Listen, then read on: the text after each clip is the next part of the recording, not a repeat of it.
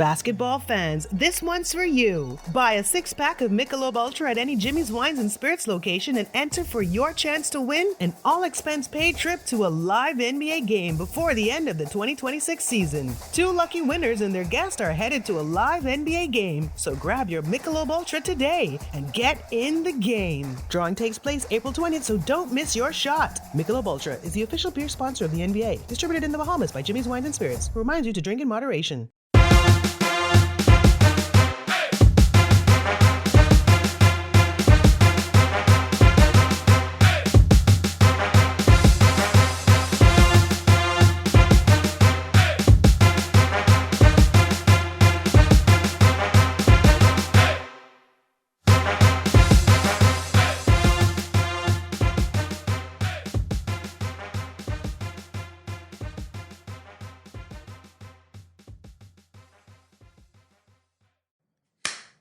Guardian Radio, the Accredited. Okay. Welcome to the 10th Year Seniors Podcast Network. Never mind. Welcome to the Accredited, powered by 10th Year Seniors here on Guardian Radio 96.9. I'm Ronaldo, and I am so glad to be back on Flatlands. Mountains are overrated.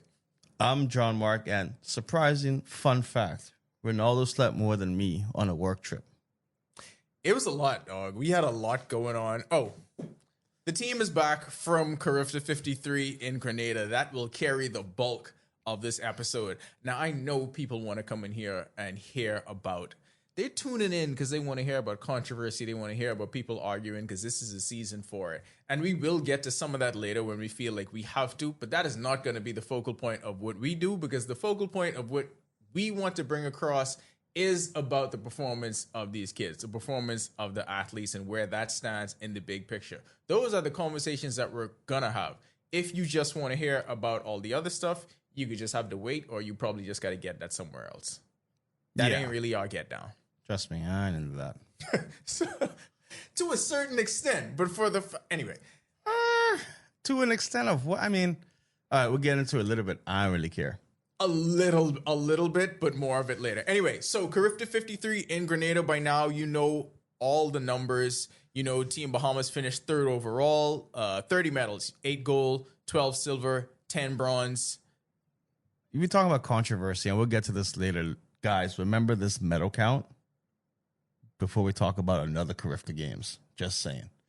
Oh, gotcha. Of course, Jamaica dominated once again, because that's just the way this thing goes. They get championship number 40 with 71 medals. 28 of those were gold. Trinidad and Tobago beat us out. They had 35 medals, beat us by 1 gold medal. So we had 8. They had 9. This was a good Carifta by Bahamian standards. And boy, take Bahamian standards with a grain of salt, because Bahamian standards are something that shifts wildly over time based on expectations and based on the source of where it's coming from. But by Bahamian standards, not considered a great one, especially coming off the heels of what happened in 2024. Because in 2024, we finished with 37, 60 in gold, and everyone was heralding it as the best performance since we won in 84. So we knew this team had big shoes to fill, and people kind of looked at it in somewhat of a negative light. You see what you always see from social media during Carifta. I would say this.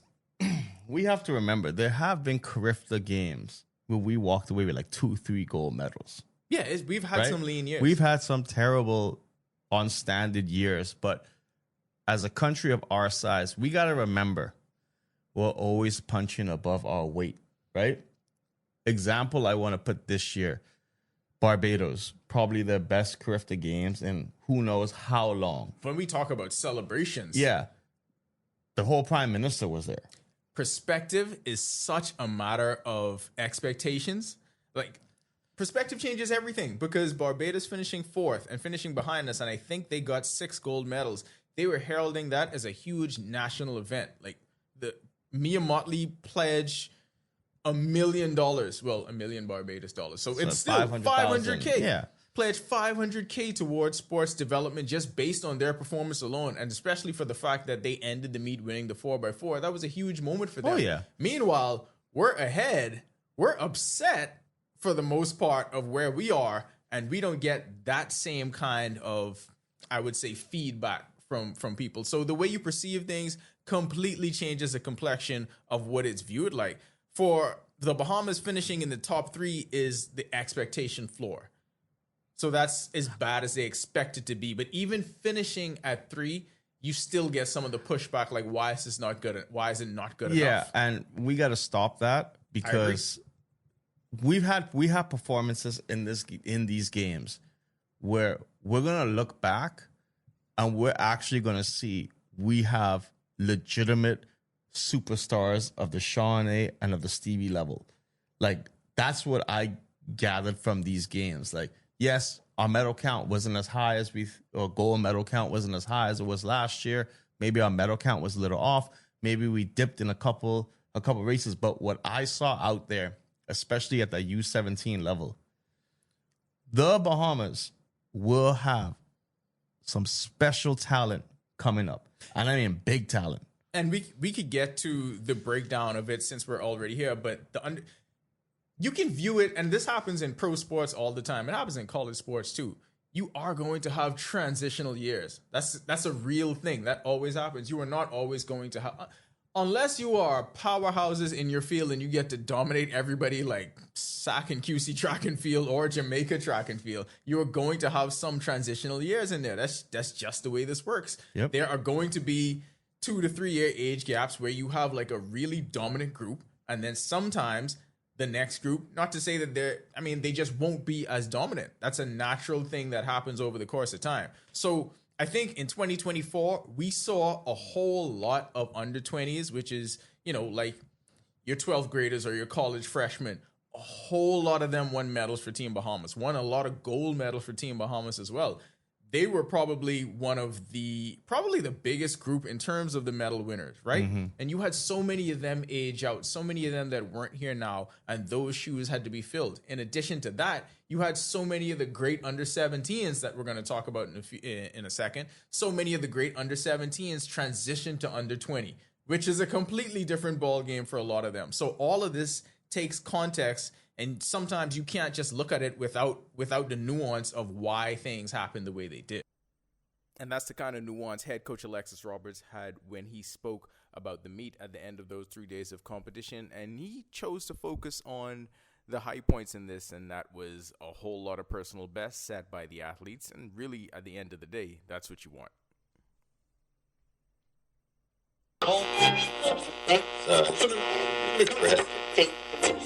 Coach, kind of tell us how you feel of how the team did this year.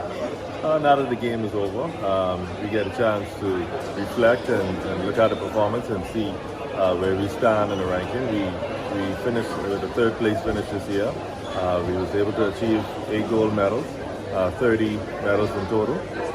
That's not bad when we look at the overall performance of all the countries.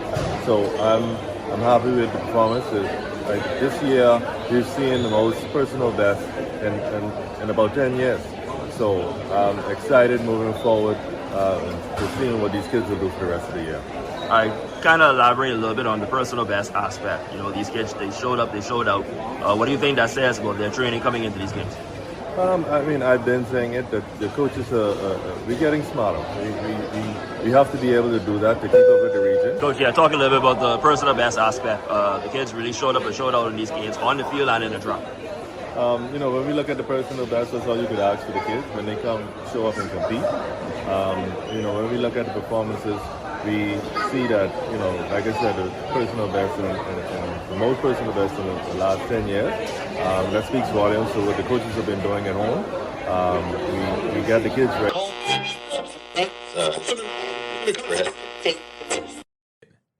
Yeah, like you have to be, okay.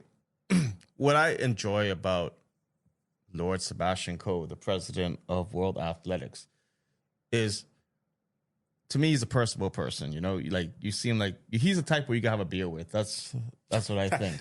That's like how Americans choose who to vote for. Yeah. You think we do that here in the Bahamas? Yeah, maybe a Michelob Ultra. But anyways, all I know is this. He keeps saying it. This is the best junior games in the world. The level that we've seen out of these games is like no other. And this is a predictor for them of who is going to be in the World Championships, in the Olympics, and who is going to medal. Like, when you reach a Carifta track and field final 8, especially in the under 20 category, Yeah, that's the one. you are destined to be a world-class athlete. Let's just put it that way. And now we're seeing it. And like you said, we're improved in the long distance. Like Barbados, Trinidad and Tobago, they've been... Guyana is really Guyana, good. yeah, they've been getting up in the long distance. Us with our throwers, for example. We are showing that we could produce Olympians. Jamaica with their sharp throwers producing Olympians.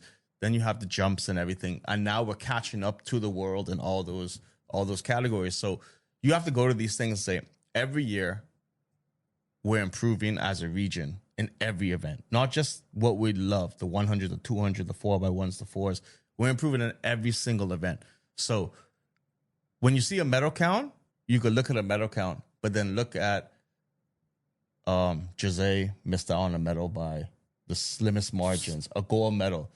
Kiesra, somebody was just better that day, but she's still running her fastest times. Egan's running a personal best for his first time in the under 20 category. Jacario's winning a medal, silver medal, clipping the hurdle. In my opinion, if he doesn't clip the hurdle, he wins the race. Just the talent that we have is just undeniable, and it's going to be, like I say, 3-4 years from now at the senior level. I've said it to Ronaldo off air. Now I say it publicly. We're going to be legitimately, I feel, like how Jamaica was those dominant years when they were at the Olympics and they had 4x1 teams, 4x4 teams, 200 meters specialists, 100 meters. We're going to be that dominant. The future of Bahamian track and field is currently in high school.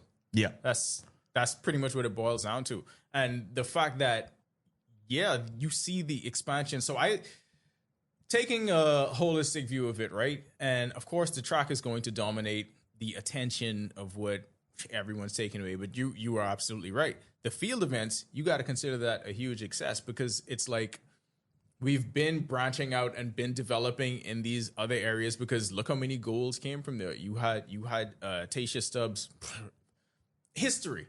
Like, think about that. Since she's advanced to the under 20 division the last 3 years, never lost. She went LeVar Ball and them. Never lost. 3 gold medals in a row.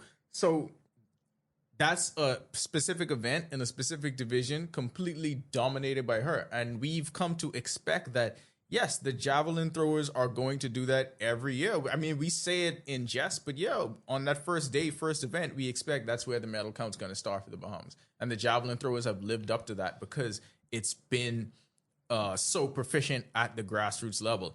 Look at the multi-events. Under 17 boys octathlon. Justin Shepard and Ashley Demerit dominated start to finish. They won 5 of 8 events. They dominated the event so much that when they produced the medal count the first day, they were just like gold and silver for Bahamas on that. Like, we were looking at the medal count and we were like, yo, this is wrong. We can't report this. Then they just said, y'all got this. So they weren't wrong. They were just early.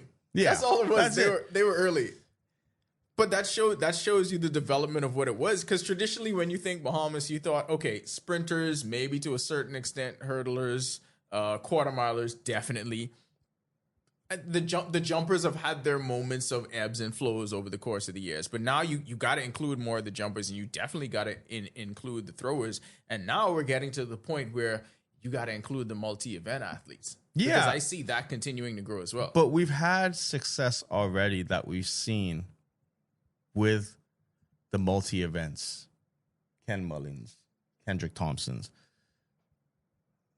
our boy Michael Ubu. What's his name again? How do you pronounce the last name? Ubu? Oh, Shauna's husband. Yeah, our boy. Oh, Weibo. Yeah. There you go. Yeah. You got Weibo. He Bahamian now. We claiming that medal. I don't care what you say. We've always done. We've that. always claimed the medal. We always said he was friend of the program, completely invited to the South Side. Exactly. That's never been in question. So definitely, that's a path to be success. And we've always said it in other sports like baseball, for example. You don't have to be a player to be successful in the sport. You got Ethan Bain, who's in the front office with the White Sox, and then you have Antoine Richardson, who's a coach. Basketball, Tum Tum, McHale. You have those type of things. People are now being able to branch out to say, okay, I could do this event and be successful at the world. Maybe right now at the regional stage, but you hope at the world stage eventually. And just I think we also got to realize that yes, Jamaica is going to be dominant because You win a lot, guys. Are we going to put into our program like what Jamaica puts into theirs? So like it, as you watch from a distance, sometimes you got to realize, hey, that person has something because they're willing to do things that we're not. So that's number one. Number two, the gap always closes with the rest of the world. Yeah. Like, think about it. The gap is closing with the rest of the region. No, you may not be actually threatening whether they can win the meet, but there were a whole lot of marquee events where Jamaica's expanded as well, too. Because there were a whole lot of marquee events that they were always penciled in to win, that they didn't win, that they were losing, but they picked it up on the back end in some of these other events where you'd see them finishing second and third. So the medal count is still going to be in the 70s. But you had a kid from Bermuda winning the marquee event at under 20 boys 100 meters. Fast. Like you had like Guyana's, but I mentioned it earlier, but even more than the middle distance races, getting down to the 400. You saw what Barbados did with their under 20 boys 4x4. So people have been chipping away because the rest of the world is catching up. Now, from the Bahamas' perspective, you got to realize that because while they may not be a threat to Jamaica because Jamaica is too far out front, definitely a threat to us. Yeah, for sure. And let's put it this way. I don't think people look, and we got to accept our fate. Trinidad and Tobago accepts their fate. You expect to see 1, 2, 3 in Carifta track and field, Jamaica, Trinidad and Tobago, and Bahamas, and in the order of 2 and 3, it could flip-flop. So we basically, like, if you equate it to BAISS, because we got to speak the language of our people so they can understand. We TC and NCA. TC and St. John's. St. John's, yeah. National Christian Academy sometimes. Yeah. Once in a while, eh? Anyways, we open to public. Now, when you look at these countries like a Barbados, they're probably saying, hey, what can we do to catch up to the Bahamas? Yes. What can we do to catch up to Trinidad and Tobago? Now, having one good Carifta Games don't mean you there. But it has a step in the direction. But it's the right step that you're taking. That's the important thing. They saw it. Prime Minister comes out. You think she went to anyone to say, I could budget this in? She's saying, I doing this. End of story. But that's where we have to start worrying. Like, and when I say worry, Barbados has a program that has long distance runners, right? Apparently the girl, she just turned like 14 or something like that. They've also had sprinters compete at a high level too. Yeah, but she's a triathlete, and she was with Carifta Swimming.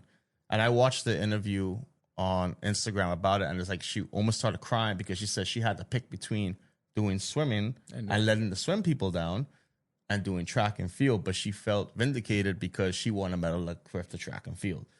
But it's like, we got to start looking outside the box, I believe, with some of these athletes to make the Carifta Games. Like, the talent search is, we always look for sprinters, the hot races, right? Mm-hmm.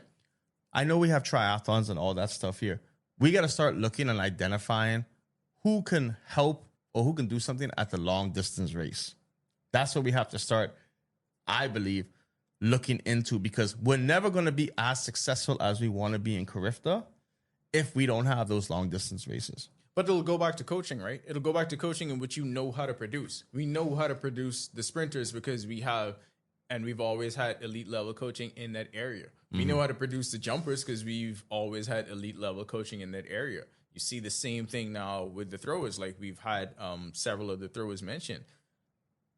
We don't have that in the middle distance races, or if we do, if it exists out there somewhere, it hasn't been put on Front Street. Yeah. So there are still gaps in the program, and that's the difference between, I mean, to me, it's really the difference between being elite in everything and then still picking your spots where you got to try to catch up. Yeah. Because you have a full coaching staff, and the country that you're ahead of, or the one that you're battling with, TNT, they have that full complement where they're trying to compete in every single thing. Yeah. So that's what we got to be able to do, compete in every single thing. I want to get to a question for you, and we did not research this ahead of time, but we should be able to research everything off the top of our heads. Give me your MVP of the meet for Team Bahamas. Jose Johnson. I mean, you want me to go with a random, like, oh, I feel it's this person. No, you don't have to. We can. I understand. No, let's okay. expand on. I'm going to expand on Giselle. Giselle just because I believe she's going to be such a special talent that it's going to be ridiculous to start. She's going to say it now. Shaunae's records and the 200, Antonique's and the 100s. She's going to shatter all those records. Well, I don't know who has the records. She's going to run the 200. That's how good I think she is. Like, no, it's crazy to say it, but that's. I think she's so good in the jumps, that's going to be her calling card. She's good in the jump. But I feel like at the Carifta level, right? You can get away with running a 200. Anyways, that's how great it's going to be. But I'm going to cheat on this question. Hold on, let's stay. Nope, let's I'm stay cheating with, on the question. Hold on, I want to stay with Giselle for a minute just to give people everything there is with her. So ahead of this, on the podcast we did, our pre-Carifta podcast, John did mention her as one of the favorites for the Austin Seeley Award. I mean, which is the meets MVP. So Giselle wins gold in the long jump, wins gold in the triple jump, and was just hundreds of seconds away from winning gold in the 100. It was a photo finish. Both her and Fenton from Antigua and Barbuda ran 11:30 on the clock. And there was this amazing moment where they both stood watching the big screen in the Karani James Stadium, and every single camera and all eyes were trained on them just to see what that reaction was going to be like. It's some of the highest suspense you could have at a meet. And then when the flash time came across and they had Fenton's name at the top, of course, the entire Bahamian contingent was deflated and we missed out on that great moment. But that's how close she came to, at 15 years old, winning 3 gold medals in this under 17 division. All right, Giselle, obviously a big moment for you, but it had to be a little bit heartbreaking watching the final results. What did you feel like in that moment? In the moment, I felt really excited, but seeing that I got the silver, I'm really not mad about it because I know what I came out here to do and I went and did it. And tell us about the execution of the race. You guys are going neck and neck down the straight. Take us into that moment. My execution was to just remain focused and just control what I could have and just keep my form.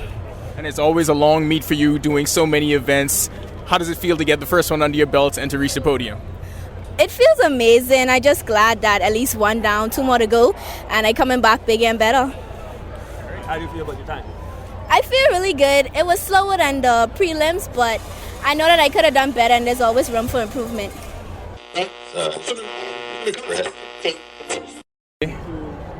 All right, Giselle, after the last medal, you said tired was just a mindset. How do you feel right now after finishing the meet and you got it all done? I feel amazing. I'm very grateful for even being given the opportunity to come out here today and compete. I want to give thanks to God, my family members, my coaches, and just all of my supporters for just supporting me and being there for me when I needed them. Tell us about the triple jump. You had the lead right away on your first attempt. What was the competition like for you? The competition was pretty good. I just wanted to remain on top. Although it wasn't the jump I wanted, I just went out there, gave it my best, and I'm very proud of myself. Reflect on your meet. 3 gold medals, 1 silver, came up just shy of getting 4. What do you think about the entire 3 days here in Grenada? Here in Grenada, I really enjoyed all my competition. I love all the competitors, and it was some really good competition. So I'm very grateful for being given the opportunity to come out here and compete. So. Medals in this under 17 division. All I want to say is this before we go on.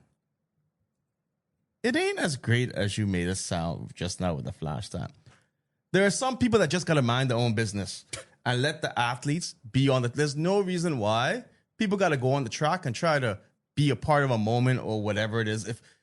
If you're an athlete and you're looking at your flash time... You going ahead to observations? I go on ahead to observations immediately because that's the thing that annoys me. Let the athletes have their moment. Let the athletes be by themselves because that's their time. That's no one else's time except their time. When they're on that track, leave them alone. I would rather them run to the side to get the flags. Yeah. Like perhaps we need to establish that protocol. Like I tell them ahead of time. You know how they have a mix zone? Flag zone. Have a flag zone. Flag zone. Or just keep the flags in the mix zone. No. Eliminate anybody who shouldn't be in the mix zone, right? So here's the thing. If you're a journalist, great. You're in the mix zone. If you're a photographer or whatever, you're in the mix zone. At the end of the track, make a box and you have one designated person. That's the flag zone. So, I mean, we should have a full complement of flags, right? And I feel like you have the flags corresponding to who's running that final, and then it's that at the end. So after you finish, you get to see where the spot is for your flag. No, your you tell designated everyone flag, and the then you finish go get line. it. So if you're running one of these races with the finish line, which is mostly every single race, because you have to cross the finish line, this area is the flag zone. So you designate your one person that you put in there who cannot move from that seat with the flags. So when time comes, they hold the flag and they go run, just how they do in the Olympics and everything. Like, people get it from the stands. You're not getting it from the side of the track. It's a part of like the process. Don't get me started with this, man. I mean, clearly you were already started. All right, I have several nominees for MVP. Oh, you didn't let me cheat. Oh yeah, go ahead. And then the boys, Emil Higgins. Okay. All right. So let's expand on Emil Higgins. Under 17, 200 meter winner, ran a sub 21, which at 50, and he said it after the meet. This was something that he was chasing all season. And in terms of having the outpouring of emotion after every single event, you saw how much he really wanted it. And that's not to say that the other kids don't. He's probably just one of those that will wear it on his sleeve. But he was, you had the full gamut of emotions on the knees, sign of the cross, pointing up to the sky. I feel like with him, he's a rare example of, so I would put him to the equivalent of like a player going to the States to play ball, right? This dude has gone to the mecca of track and field in the region. And is killing it. And that's the thing, and killing it. He is running for Team Bahamas. Like, that's who he's running for. He's living in Jamaica and running for Team Bahamas. So it's almost to the point of like, people are always gonna come up with excuses of, oh, why this person went? We ain't send our, you know what I'm saying? No, but it's always that we ain't send our best. Yes, they do. No, I know they Douglas do. was there. I know they do. But I'm just saying that's going to be the excuses, right? But he went out there and he ran a race, which is his best race of his life. Now he gets to go back to Jamaica and say, no one was going to beat me this day. I mean, I would say the same thing too, because you could have all the speculation of whatever you want with what coulda, shoulda, coulda, woulda. It ain't there. It ain't happened. We know what's in the record books in black and white. So just to give you some background on Emil, from Grand Bahama, like John said, currently goes to school in Jamaica, popped onto the scene in a big way in the last few years, major contender at champs in the Class 2 final. So he's a name that Jamaican track and field knew very well. And they knew what to expect when he came here. I think there was only one athlete that beat him over the course of the year in the 200, but he wasn't chasing that. He was chasing this time. Yeah. And so I think that outpouring of emotion that we talked about, that was him finally achieving that time, like really wanting to win that. You have your goals, you set your goals, and let's be real. The Carifta Games for most of these athletes is their last big meet of the season. And when I mean big meet, well, we still have nationals to go here. The meet that matters, because no one could care about nationals. Let's just put it that, because I remember before it was no one cared about nationals, and the second SAC lost BAISS and win nationals. They say, oh no, nationals is more important this year than BAISS. I still say nationals is always more important than BAISS. Nationals should be the most important thing. But nobody really cares about nationals. Like, they put it in a time when you're not in the school period per se.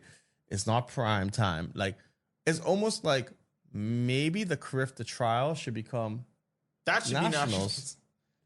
Be nationals. Yeah, you just combine saying Carifta the high school nationals / Carifta trials. You have to put it on Front Street. You got to make it more important. You got to incentivize the kids in the programs to actually want to make that the big deal and treat it as such. But anyway, so he has been having that incredible season for Kingston College, and you could tell he wanted to make an impression on the Bahamian fan base, because this was like his coming out party. This was the time for people to really get in tune with who You he know what is. Bahamians know love? who he is. Winning. Winning. Winning. Gold. You come out and your first thing is a gold medal? Remember when we were like, oh, once these interviews are posted and once people hear the accent, I wonder what the comment section was going to be like. 242 to the world. We didn't get a lot of it, but you had like a few people asking questions. 242 to the world. You ain't asking no questions with these gold medals. 242 to the world. Even when he anchored the 4x1, and that happened before the 200, he was like, I really want us to come in here and win this. Theory? I think he wasn't going to let Jamaica beat him no matter what. No, because he is living there. He know he got to go back to hearing some stuff. No, he could go and say, when I was on this track, y'all couldn't touch me. Yeah. That's a superstar in the making. Like, bona fide superstar in the making. We could see that one.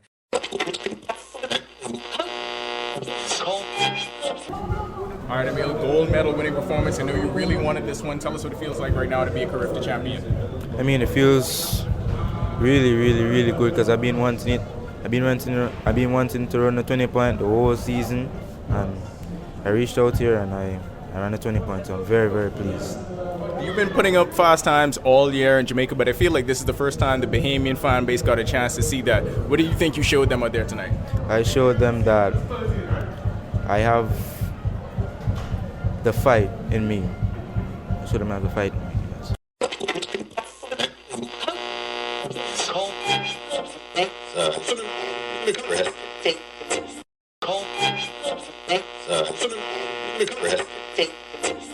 Good. I got out good, pretty good, and I was thinking just get the baton on the second leg. So yeah. All right, and on the back stretch, tell us how that went. I know you guys had You know- a deficit there, and then you came back. You know, I had about 100 meters, so I was saying this was my redeem race, and I did my part on the back stretch and gave it off to the third leg, and we won the goal. All right, moving on now, same question. Walk us through your performance. I want to start off by thanking God and letting Him allow us to make it round the track. And all I know is when Devontae gave me it in a good place and I bring it round the track to Emil in a good place, I know we had the goal. All right, Emil, and after this morning, after the semis and the 200s, you had to come back out here in the 4x1. You got the baton with the lead. All you had to do was bring it home. Tell us about it. I mean, it was just, just bring the baton home. No, not a big stress, just bring the baton home in first place, make my country proud. Yeah. Any pressure after seeing what the girls did for you guys to come in here and make sure y'all followed them up as well? No, really, we just had to stay focused, stay locked in, and make sure and trust in God. Yeah, I've been, from on the plane, I was thinking about winning a 4x1, and dream just come true, just very happy, very proud of my teammates. I'm glad we got the job done. All right, respect, gents. Thank you. Bona fide superstar in the making. We could see that one. I want to go off the board from my two. So we mentioned it a bit earlier, but since you did one in the girls division, one in the boys, for the girls, I'm gonna go Tasha Stubbs, just because I think dominating your event in your division 3 years in a row. Basically, everybody else showing up. She's showing up like Larry Bird at the 3-point contest. So which one of y'all coming in second? Like, to do that from the start, from your first year in a division, I think that's a big deal. Because we're going to talk about the transition from under 17 to under 20. But her transition began with a gold medal. Mm-hmm. Then she followed it up and then did it again as a college freshman now with Nebraska, following in that pipeline. But I think that's a feat. I don't know enough about Carifta history to say it's never been done before, but that has to be rare. Yeah, we don't know enough history to know, but I feel like if it has been done, it's a handful of people. Yeah, it cannot be a wide group of people, because to even be in a division for 3 straight years is tough. That means you had to qualify and be a medal contender on the youngest end, which most people don't do. So that's her. I know her thing was she wanted to get the record, didn't get the record, but to go out in your Carifta finale with another goal, that's just insane to me. All right, Tasia, back-to-back Carifta titles. Tell us what it feels like to have this accomplishment. It definitely feels surreal. Just coming back out here, I gotta give thanks to God. But it does pain me a little bit that I didn't get the record. I know I could have done it, but I guess that's just for my teammates to shot on next time. Tell us about your early season, the great meet you had in Miami, and then to come here at Carifta and do this. Tell us about the hard work that you've put in to prepare for this. Yeah, for sure. It's been about 7 months since I've competed, so all of that time that's been off season. That's been training, conditioning, weights, plyos, all of the things. So for the first meet in Miami, my coach in Nebraska especially, he made sure we were ready for that. But I think just a quick turnaround, not really something I'm 100% used to, but at the end of the day, no excuses. I think we still came out here and put on a pretty good show. And what do you think about the javelin throwing program in the Bahamas specifically? People expect you guys to come in here and on this first day medal, and you've delivered the last few years. I think it's something that needs and deserves more recognition than it's getting, especially, and a lot of that is due to Coach Maycock and just everything that he has been able to pour into not only javelin, but especially the throws in the Bahamas, and I think we're seeing the results all around the world.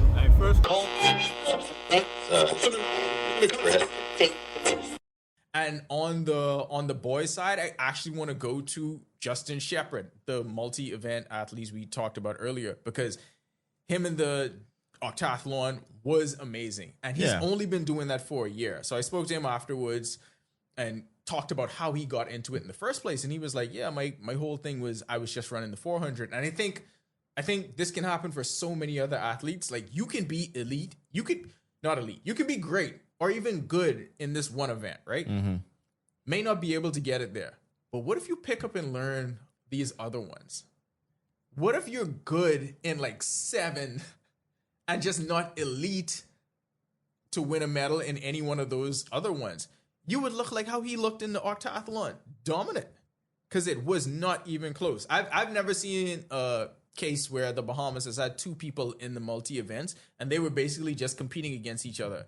And this, I hope you guys watched it on the stream, but it was incredible just to see from the first event all the way to the last event with them running the 1500 side by side. Yep. And we were guaranteed that. Like Justin Shepard and Ashley Demerit, I hope they continue with this.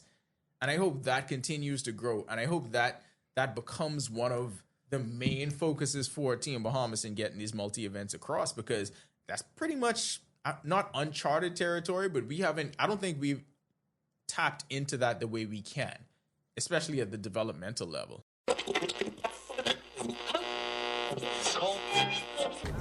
All right, Justin, let's start with you. A win to open this competition and a win to end it. Tell us what these 2 days has been like. These few days been pure domination. That's what I came here for, because it's my first Carifta, and I actually wanted to come out there and win a gold medal, and I succeeded. And tell us what that's like, going through the multi-events and getting wins in so many events. I know you said you came in here to dominate, but was that really a part of your expectations, and were you surprised that you were able to get so many of them done?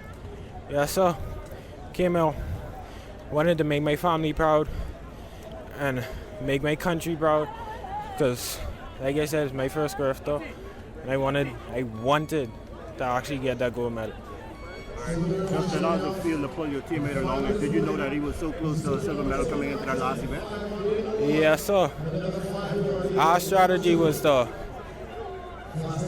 keep him on the side of me, so in the last 100 he'll be able to push and probably surge in front of me. But like I said, I wanted to win. All right, good stuff.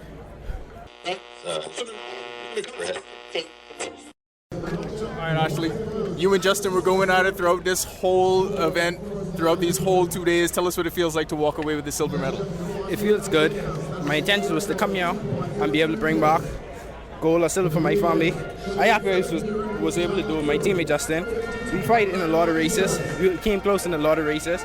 We mostly PB in every race we did, and just thankful. It's a grueling 2 days going through 8 events. Tell people what that's like just to be able to experience that and get through it. It ain't an easy event, but we gotta stay focused. We gotta take it event by event. If you mess up one event, get your mind right for the next event. And do you find that it was easier just to have Justin alongside you and to go through that entire experience with a teammate? Yes, sir, because I felt that we both pushed each other. Yes, sir. Actually, this is your first script as well, right? So Yes, sir. Tell me about the fortitude you guys have in your first script. Come out here and perform for us. We wanted to come out here, give it our all, bring back our country, and met 2 medals, and we was able to do it. And when gold and silver for your country, how's that feeling? Feels good. Feels good.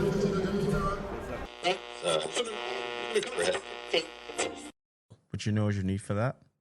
What you need for that? Money? Money. I mean, you need money for all Money. this. You need money for everything. That's all it is. Like, wait, once you pay some money, everything could be straight. But we gotta invest in these kids. Like, if these kids are showing at this level what they can do, we have to invest in them. This isn't a thing of, oh, let's wait and see what happens. Like, no. It's too late then. It's too late. Yeah. Like, It moves this fast. you gotta get them when they're 14, 15, 16 in there, and you gotta try to get them to as many events. Let them go compete against the Europeans, right? Tote your cut up against the Europeans right now, because I feel like they're more specialized in, probably high jump, pole vault. Yeah. Those type of events. Like, there's some specialty events that they might have some more technique in, but you gotta get these kids to go there and see where they compete at the world stage. Because let's be real, I feel in Europe that's where the best competition is. So Based on the event, though. Yeah, but if you're a sprinter, you want to be here. yeah, but I'm just saying, you got to get a general guideline of where you stand. Because if you go to these events and these guys are jumping you 2 meters in the pole vault and your shot put isn't as strong as theirs, then you know what you got to work on. Oh, too. right. You mean specifically for the multi events? Yeah, for the multi events, not for the day. You can stay right here. You can go right to Jamaica. Right. Okay. You could be fast there as Antonique. So one of my favorite moments, one of my favorite events, and I guess one of my favorite teams coming from this was that under 20 girls 4x4. And that's because it was a redemption run for so many of them. You had Samaya Crawley, who was destined for a medal in the 400 hurdles, clips the last hurdle and ends up crashing out of that race. You had Sage Demerit and Alexis Roberts, who were members of the mixed 4x4 team. They ran to a bronze medal, were later disqualified. So headed into the final day of competition, headed into that 4x4, they had a whole lot to prove. And we hear from this team. We're going to start with Crawley, then go to Kai Marie Hanna, then we hear from Sage Demerit, and finally the anchor leg from Alexis Roberts. Walk us through your leg of the race. How'd you feel?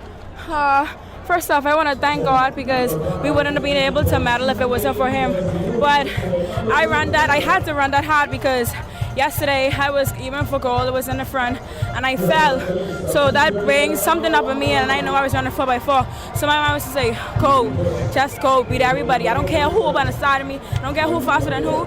The goal was just to go there and win and bring the baton to my teammate first, and that's what I did. And I just got to thank God for that, and thank my coaches, especially my coach, because I wouldn't have been in this shape if it wasn't for him. At first I was a little bit nervous to run second leg because I normally run first leg, but I know that this was a cause bigger than myself and I had to execute for my team. I went out there and I did my best. I run hard and became second. So on the first day, on day one, I accidentally DQ'd on our mixed 4x4. So for this relay, I really wanted redemption for that. And I just gave it my all. I made sure to follow my race plan and just to give it to my teammate in the best position possible. And Alexis, you got the ankle leg test. How you felt going into that? Going into the race, I know I had a really strong team. All of us 400-meter runners, and all of us are doing well in our individual events. And I know that we had some competition, Barbados, Jamaica, Trinidad. But I know our team, we had a solid team. So I did this not only for myself, I did this for them, everybody. All of us had disappointments in this meet, so I just have to keep it strong for my teammates and both for myself and for my country. Big up the 242.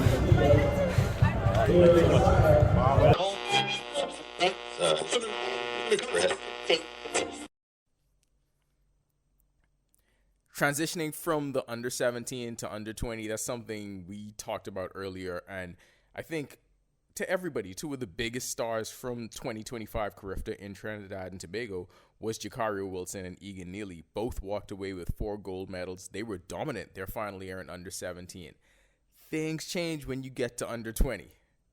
Jakario was 4th in the 400 hurdles, 2nd in the 110 hurdles, clipped that last hurdle, probably could have ran for a gold medal. Egan Neely finished 3rd in the 200, had an injury-shortened season, so didn't run the 400. I think the promising thing about this was they both were still able to medal in these new divisions. So that same dominance they had at the end of under 17 is going to circle right back around in a year or two.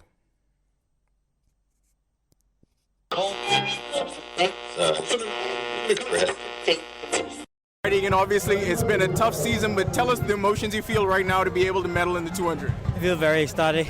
I'm able to medal this Carifta Games, considering that I just started my season late February, just started the 200, so I feel really nice to medal. And also PB as well, coming from a long time of injury. And tell us about this transition to the under 20. I know you had an amazing Carifta last year, your final year in under 17, first year in under 20. What does it feel like to be able to medal right away? Feels really good that I'm able to medal in under 20 because I know where I stand with all these guys so much older than me, and so I plan to win it all next year and win it all the year after that. And tell us about finally the race execution. You had a lot of really fast guys in front of you. Tell us about that execution. My execution was to just drive as best as possible, hold it, and continue to push straight towards the line. And I'm glad that I was able to execute that to the best of my ability. All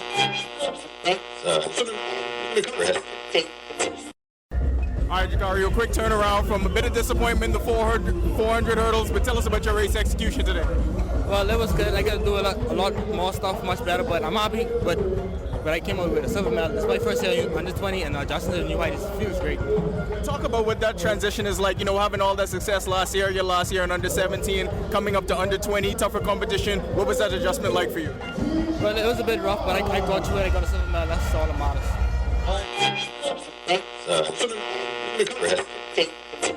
All right.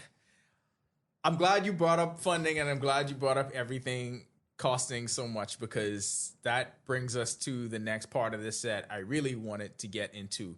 And this came up because we overheard Pauline Davis Thompson giving an interview. It was something we talked about before, but it really brought this to the forefront with me when she said that we are losing so many athletes from the inner city because they just aren't afforded the same access and the same opportunity. And that is completely right. Youth sports in general have become for the haves, not for the have-nots. That's the most basic, the most blatant way to put it. It's become elitist across the board. We never used to think of track and field in this way, included in that mix. Like it's really over the last decade, I would say. You've heard it about basketball. Yeah. Like being on the AAU circuit, having to play travel ball, doing all of that. There's only a certain small select group that can do that. And even down to the NBA level, look how many of them are second, third generation players because they were raised in that system. Definitely with baseball, it's so expensive that it's tough for you to compete if you don't have access to get you certain opportunities. You could go down the list with so many things. Swimming, which I keep promising we're going to talk about later. Swimming, same thing there. People never really thought of track and field in that way because the barrier of entry for track and field seems so low, right? We think, well, all you got to do is be fast and all you need is, a pair of sprints, maybe when you get to a certain level. But that's not the way it is anymore. And if you look at it the way we always compare and contrast with us in Jamaica, well, Jamaica has the school system that really props up their development track and field. We have the club system.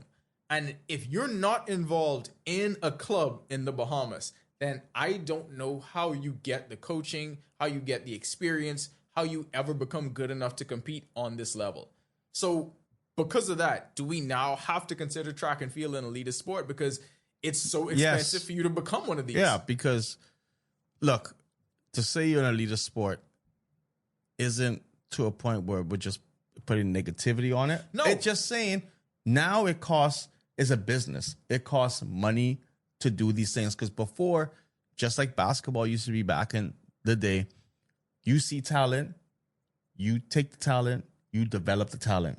Now it's, man, you got to join my club, but my club costs $200 a month, right? And with this, you got to now pay $20 to enter this race and this race and this race and this race. And at the end of the day, a family could be spending, I don't know, I don't have a track kid, but let's just say $500 a month minimum, right? And a lot of people don't have that. Like, there's nothing to foster the program or be subsidized or, you know, anything to that point. Like we're going to keep saying, it comes down to money. But we have a lot of people in family islands who could be doing stuff, but you're never going to discover them or see them because they don't have the chance to even be in a club on a family island per se. And that is where so many of them are also being lost too, because and look, this is not an attack on any coaches or any clubs because they deserve to get paid for what it is. This is big business and the model has changed.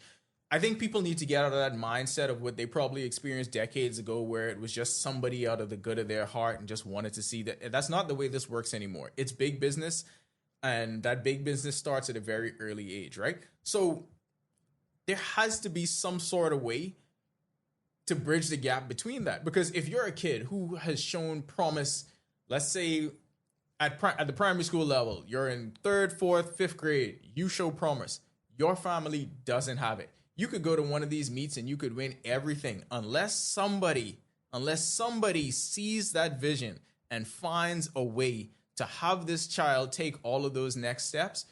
They are just going to be lost and we will never hear from them again. Never. And I'm sure that has happened a bunch of times. And in many sports, it's not just track and field. We're talking about track, but this could go across the board for everything.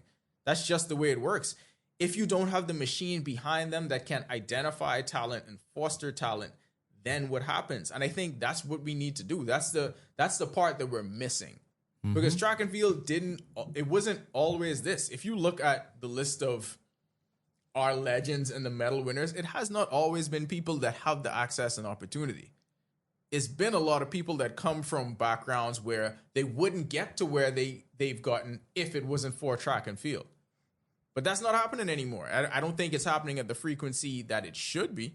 No, and it's not going to anymore because the culture's changed. Everything's changed. Like, I guarantee if you sit down and talk with Pauline, she's going to tell you, back in my day, it was everyone looking out for everyone. But like she said, it's not like that anymore. People aren't looking at, and everything just costs money. That's the problem. Back then, think about what their needs were, though. Those needs changed so much. Look how you just talked about it with multi-sport athletes. Now you got to think about travel. Mm-hmm. Now you got to think about specific equipment, strength training, physio and recovery, nutrition, private coaching, exposure, all of that. And where's all of that going to come from? But the trade-off is that's the only way you can compete in the 21st century. You ain't getting there without that. That's why I always feel that the U.S., depending on the sport, the U.S. was always ahead of people, especially basketball, because they had all the facilities and everything. Yeah. And now it's branched off worldwide. Track and field, they used to be super, super dominant. Like 400, we were the only country competing with them in the 400 meters at a point in time. And now it's everybody. The sprints, it was them in Canada type thing. Everyone's caught up. Why? Because they've all changed the structure and they've all changed the way things are done. People got to understand. And my favorite thing is always going to be, oh, I don't want to get bodybuilder type thing. It's like strength training is a necessity in sports nowadays. And guess what? Weights are expensive. All of it is. Gym is expensive. Air conditioning is expensive. It's a process that if you believe that they can get to a certain point, a certain level, you're going to either make the sacrifice and get the money and do it, or like we say, fall through the cracks and that's the end of your career. I'll never forget in 2009 when it was the IAAF, and I was a part of this group of journalists that went to Jamaica because we had to do a day in the life stories with Veronica Campbell-Brown and Usain Bolt, and we got to speak to the former president of the J3A's, Howard Aris, and he talked about how the system kind of worked in Jamaica, and his thing was, we know how many underprivileged kids are there with talent. But when they identify them, and I'm talking like 3rd or 4th grade, there are business people in the community, and they make sure these kids have what they need for school. These kids have what they need to eat. These kids have the equipment they need, that these kids have transportation to get to training and do all of that. That's why the culture in Jamaica is so different. That's what because it is. These kids know my entire life can change for me and my family. And remember, these are kids. I could change my entire family's life by being great in this sport. We take greatness for granted here. Yes. We expect everyone, oh, they's Bahamian, they's the best. We win everything. No, we ain't win everything. We lose. Let's just put it that way. But we have to get to a point where, yes, we're going to go back. Corporate Bahamas has to get involved. Oh. Everyone has to get involved to then, what we always say is seeing is believing. And that's why, here's a little plug.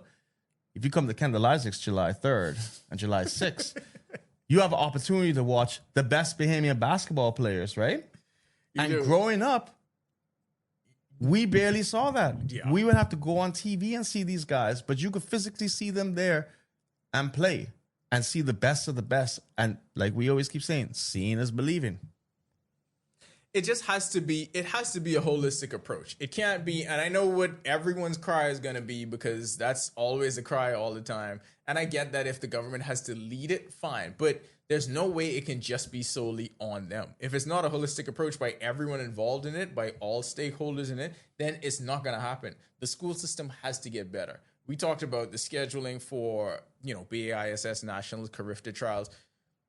If you look at what sports day meets were like for a whole lot of the GSSA schools, you wouldn't believe it, because the era that we were from, it was never like that.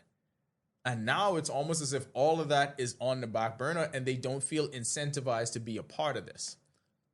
All right, I'm going a little tangent now. All right, go ahead. With this thing, because I'm looking at Austin Sealy winners, right? So Johan Blake won Austin Sealy. He won 2 gold medals, one in the 100 meter, one the 4x100 meter under 20, setting the new Carifta record games at 10.11. Meanwhile, boy, if we saw a race like that, we'd be freaking out. 10-1? There's a girl from Barbados, right? This is robbery. Deandra Dodden won the shot put, won the discus, won the javelin. Set a record in the javelin. Ain't get it. Against Johan Blake? Against Johan Blake. 10-1, though. But you can't include the relays. I don't even think they did. I think they just saw him run 10-1 and they was like, all right, that's it. Yeah, but she broke her record too. Bro, he ran 10-1. 10-1-1. You're saying this is track privilege. Yeah, that's going to be my Egan argument now. Yeah, 10-1. Yeah. I'm sorry. 10-1 is 10-1, dog. And what year was this? This would have been 2007. 10-1 in 2007 from a junior is incredible. He was an adult. Still, that's a junior meet, though. Anyways, Deandra Dodden, just know in the 10YS record books, you were robbed. I mean, I know about that. I know about that. You in half of the 10 it's YS a good record thing. books. It's a good thing I make the record books and Ronaldo doesn't. It's half of the 10 YS record books, because I would be like, oh, that dude run 10-1. Like, I totally get it. That's absolutely earned. And wouldn't the Egan argument be the opposite? Because we thought he should have won against the kid from Jamaica who had the 2 throwing records? Man, so you would be arguing on Johan Blake's side. Technically, but whatever. I still think that she was robbed. Okay, so you would have been. So that's what I'm saying. You would have been on the side of. I'm just going by the history of the latest history that we had, right? Whereas, and allegedly, this is my thought. If you're Jamaican, you're winning the award regardless. No, that's not true. No, it's true enough. Shania Douglas earned that this year. No, she earned it that year, but then Breanne Williams shouldn't have won the year that she won. But we'd have to see who she was up against. I don't care who she was. I just know she wasn't nothing memorable with that event. All I know is this. It seems like if a Jamaican breaks a record, it's automatic. Jamaican bias. I don't know what I'm saying. Okay. All right. All right, back to what you were talking about. I don't even remember what we were talking about, but we are going to take a quick break. When we come back, okay, we'll get to... First, we'll start with the triumph of Carifta swimming and then get to the fallout of all this other nonsense that's been happening.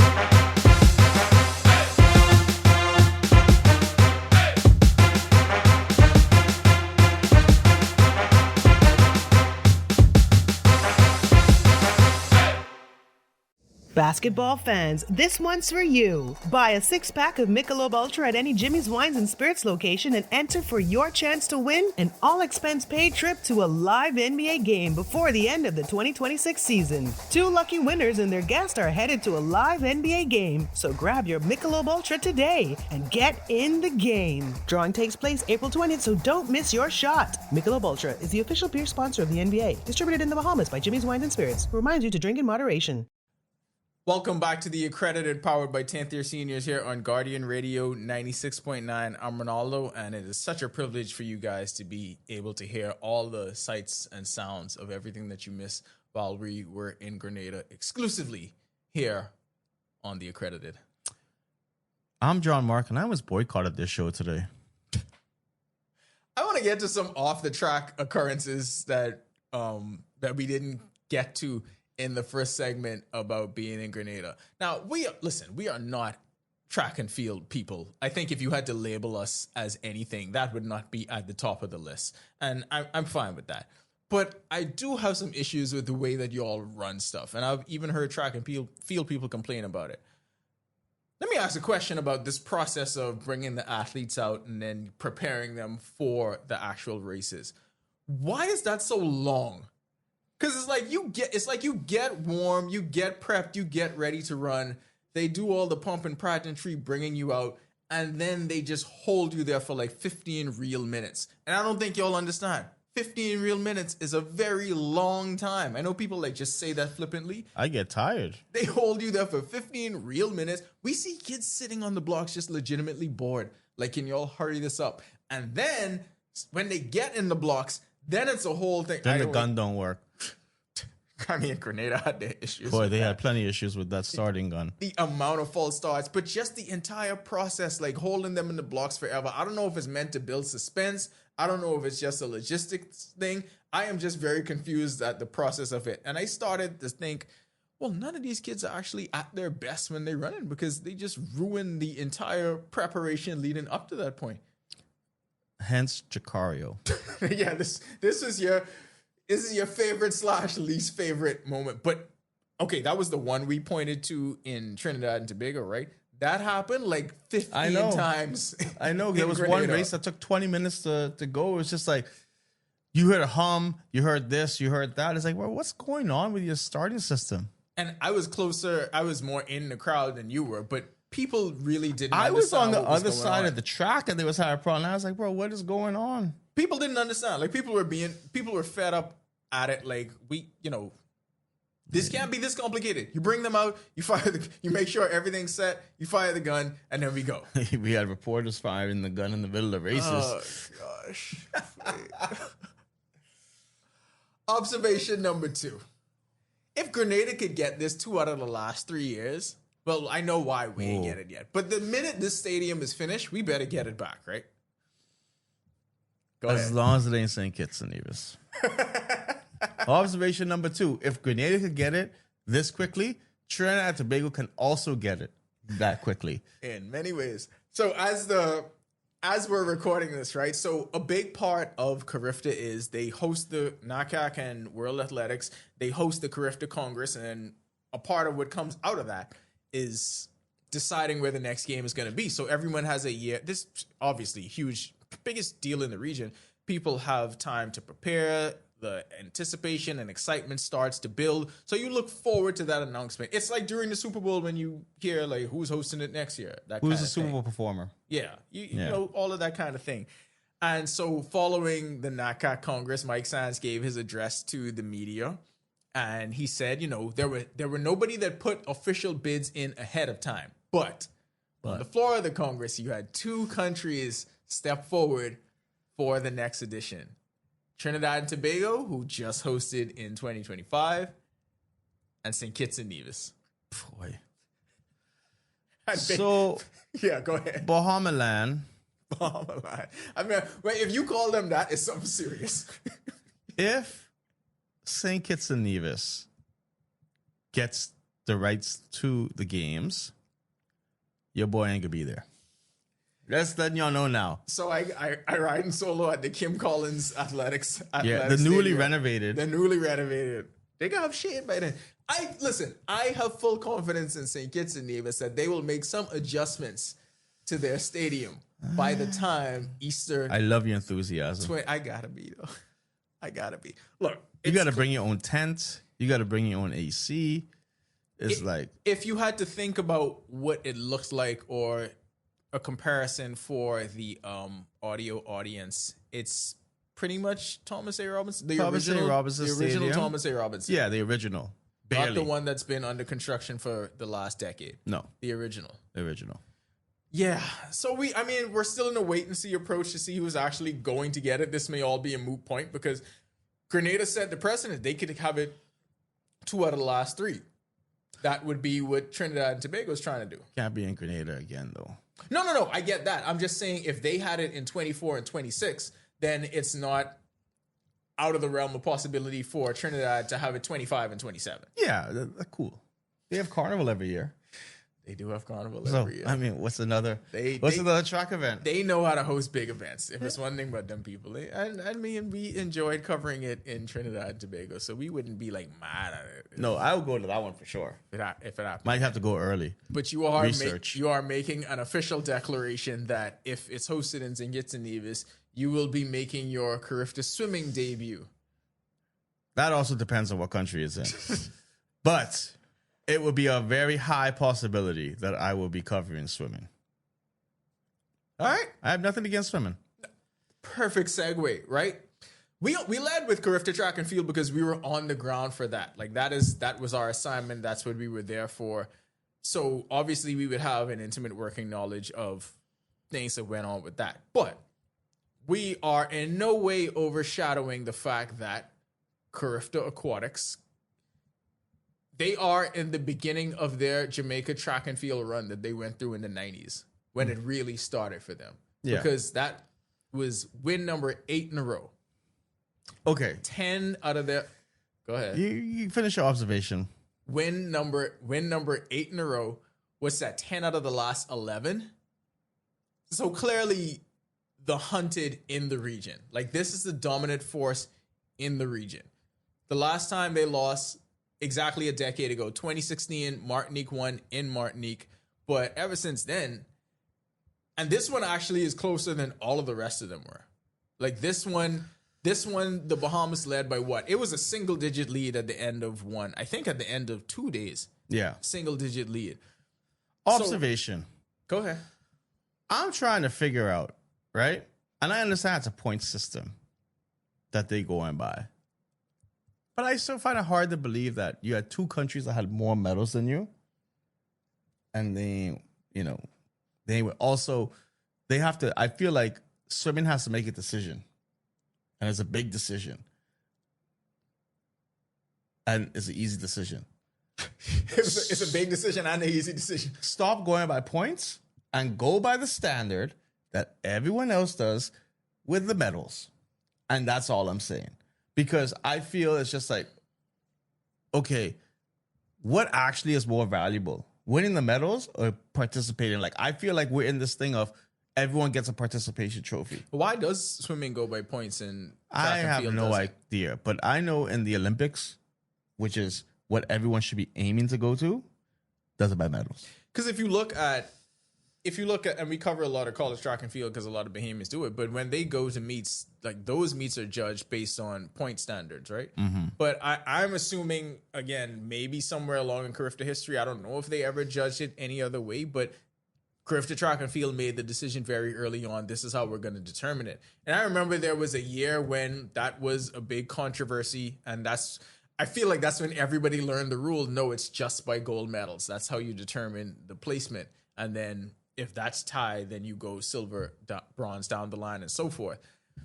I don't know why swimming's determined by the point standard. I'm not sure. Someone could email us at info at 10ys.com and just explain it to us, because the way I look at it is, okay, we won the event. Great. 8 in a row. But then, like, I'm looking at this thing and I say, okay, I'm looking at this medal standings, and but did the Bahamas have the most gold medals? No.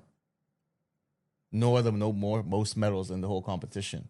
I think Barbados had the most gold, and I don't know what other country, but another country had more medals than us. Hey man, they know what they was getting into. They know what they signed up for. 8 in a row. Yeah, I'm not saying I'm not taking the victory away. On your head top. On your head.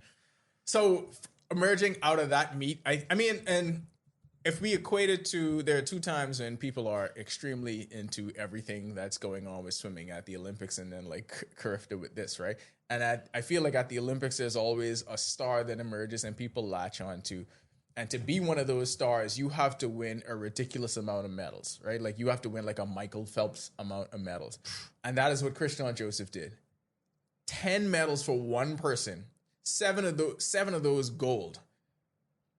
He, not just the star of Team Bahamas, but he became the star of the region. So like a big part of the Carifta level is identifying one of them ones, identifying the names that you should know now, and then you can look back and be like, hey, I remember when at the Carifta level, the same way you did with Johan Blake just now, I think he rose to become that for swimming. So if you look at the name that you should follow, the name that you should watch, it has got to be this kid. Yeah. You're doing research? Go ahead. I'm looking at some stuff, but what you're saying is, I understand what you're saying, but until I am proven otherwise, right? And I get a lot of heat from this. I don't see our swimmers progress to the professional level as track and field. So there's a disconnect between we're so great at swimming in Carifta to when they get to a professional level, there's only a few who could have done it or who have done it. And so I'm just trying to think like, and like I say, people would give me a lot of heat if they hear this. The reason why track and field is so much more popular than swimming is because these kids who are doing this at this level move on to the Olympics and win medals. I think when, and this has been something that's actually been coming up a lot over the last few years, right? Because the swimmers feel, the swimming community in general, and that's a whole lot of the reason why a lot of this drama has risen up. But I mean, they don't feel like they get their just due. They don't feel like they get the same sort of recognition. And when you've been dominant like this, you could kind of see where that is coming from. But there are also a whole lot of bad faith actors in these arguments that create false equivalencies between the two. First of all, I hate when people pit them against each other and say, well, this one is doing this and that one isn't doing this, because it's not an apples to apples comparison. No, it's not the same thing. And that is no knock on, listen, we talk about it when we talk about other sports all the time, NFL or basketball. You play who's in front of you. You dominate your competition, and that's it for what it's worth. We don't have to make a comparison between the two competitions or argue which one is better or which federation is doing better. Or when you bring that element into it, you got to have a more nuanced discussion about what these things are, because you can't just accept it on face value and say, okay, this one is great because this happens. This one is less great because they don't have that same level of success. It is a great accomplishment. The swim team is doing their thing and they are being great. Like you said, we need to stop pitting them against each other. And I know who's doing the pitting.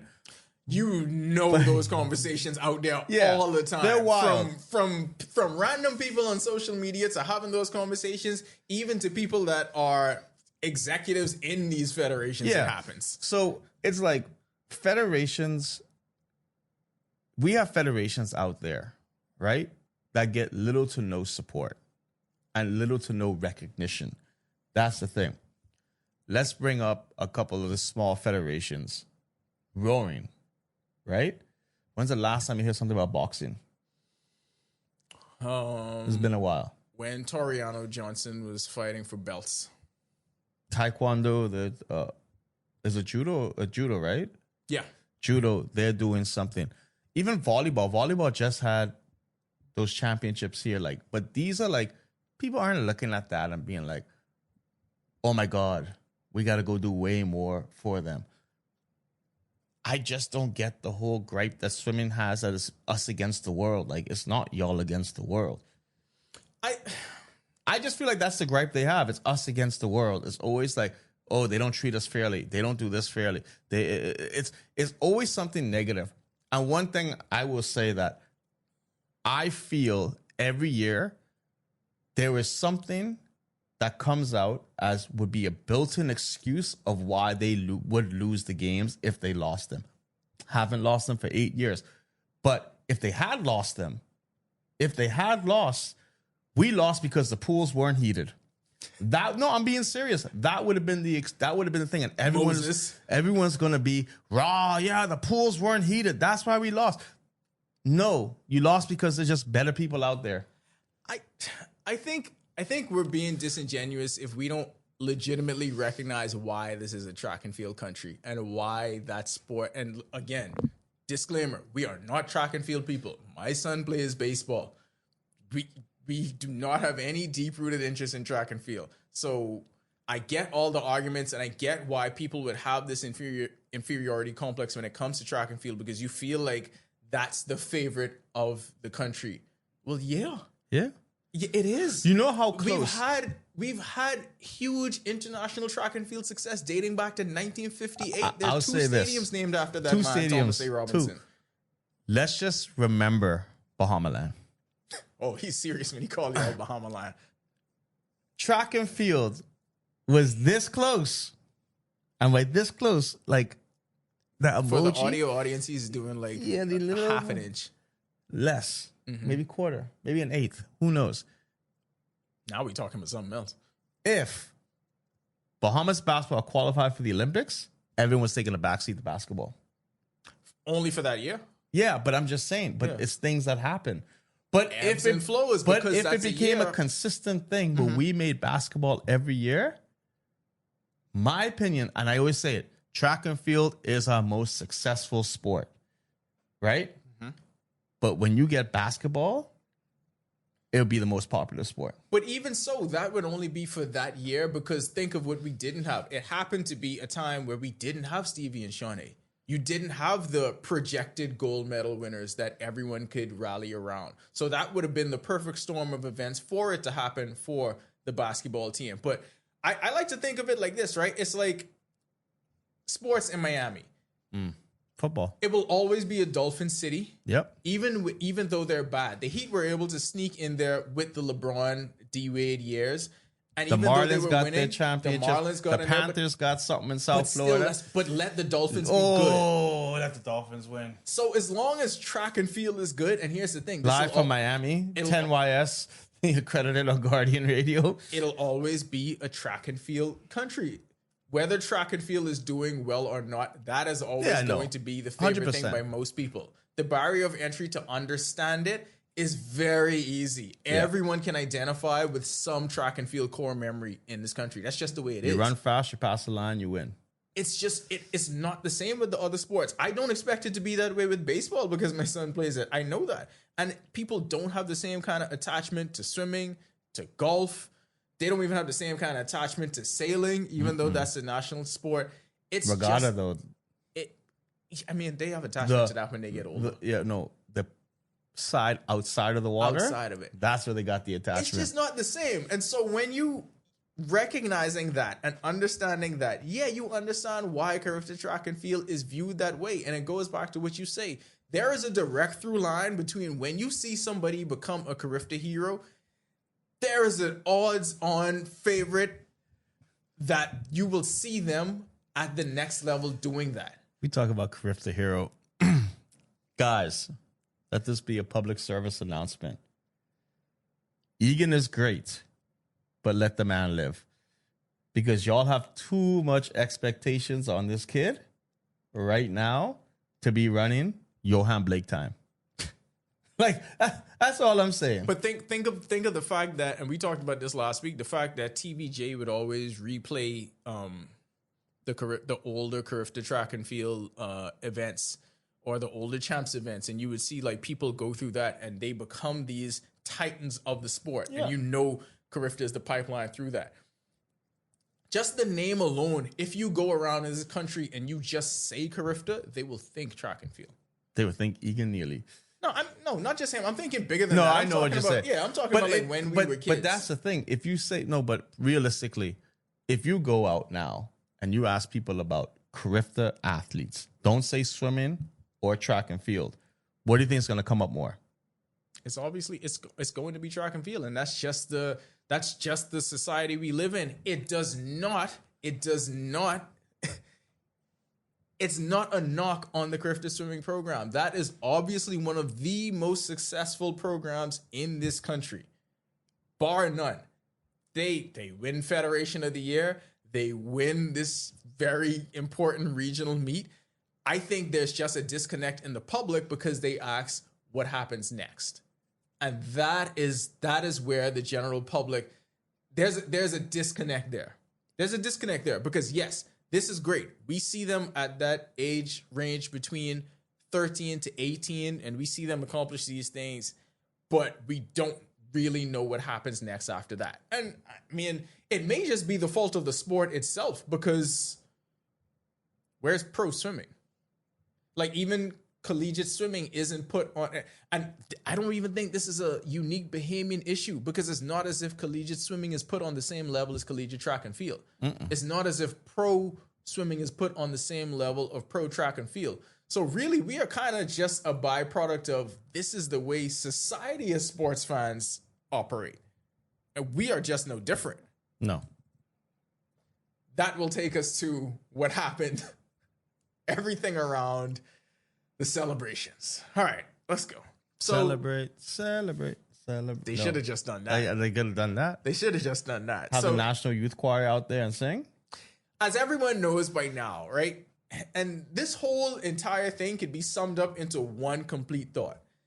The kids did something amazing. The kids did something admirable that we should all look up to. We should all herald and celebrate, and we should be talking about. And it completely shifted because the adults made it lame.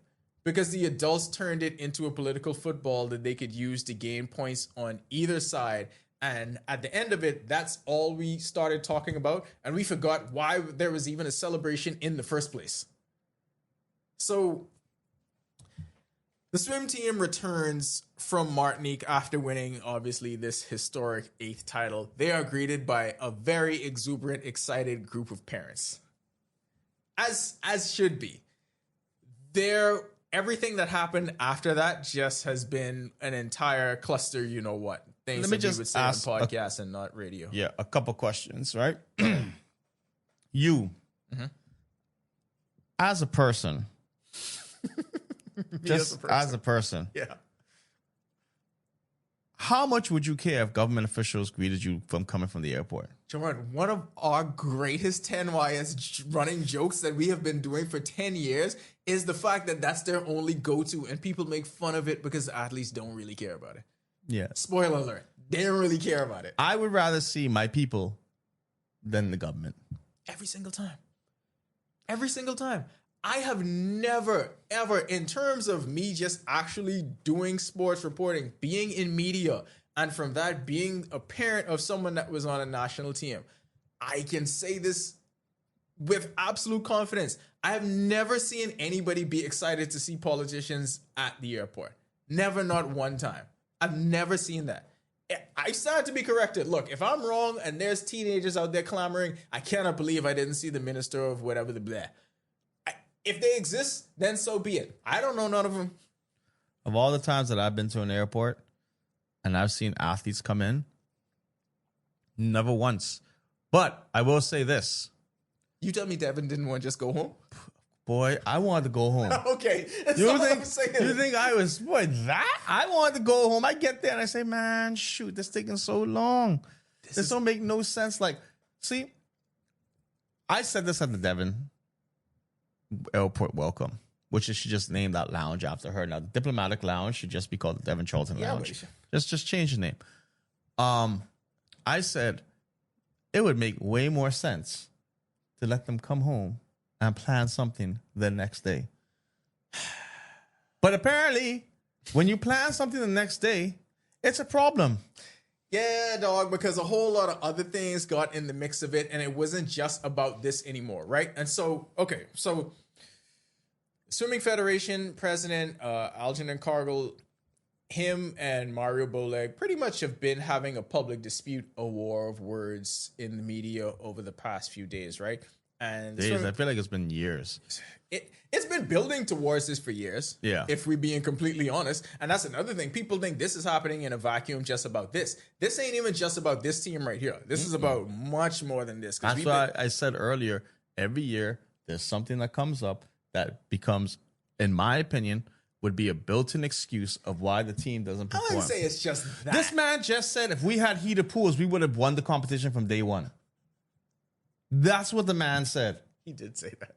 So don't tell me we coming. He said if we had the heated pools, we were going to win this competition from day one. He confident in the squad, He dog. confident in the squad, but he building excuses in of if they lose, he would have said, we lost this because we couldn't swim in no heated pools.